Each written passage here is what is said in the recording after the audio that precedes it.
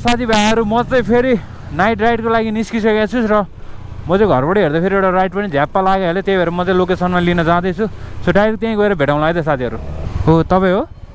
ल बस्नु न तपाईँले इन्ड्राइभ गर्नुभएको चाहिँ कति भयो दाइ मैले इन्ड्राइभ गरेको भयो नानी 3 वर्ष जति भयो होला 3-4 वर्ष त्यसै 4 वर्ष हुनु लाग्यो नानी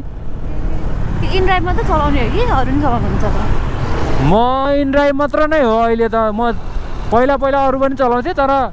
मलाई पछि इन्ड्राइभ चलाइसकेपछि इन्ड्राइभ नै बेस्ट लाग्यो क्या किनभने यसमा सर्भिस फीहरू पनि लो छ अब आफूले भनेको राइड पनि लिन पाइने त्यही माथि अब प्यासेन्जरहरूलाई पनि सजिलो क्या आफूले बार्गेनिङ गर्ने सिस्टमहरू पनि छ यसमा ठिकै छ भनेर मलाई यो चाहिँ बेस्ट लाग्यो क्या यो एप चाहिँ त्यो त हो नि अरूमा त प्राइस सेट हुन्छ बार्गेन पनि गर्नै मिल्दैन कि अनि झ्याउ त्यो त हो अनि कमाइ चाहिँ कतिको हुन्छ त कमाइ त त्यही हो अब नर्मल्ली दिनमा अब बिहानदेखि बेलुकासम्म गऱ्यो भने 1500-2000 चाहिँ कतै जाँदैन राम्रै रहेछ त झन् आफूले चाहेको टाइममा काम पनि गर्न पाउने राम्रो त राम्रै छ भन्नु पर्यो यतै हो हस्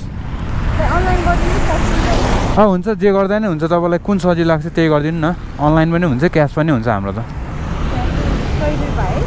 हुन्छ हस् धन्यवाद हस् पछि पनि आउँदै गर्नु बाई बाई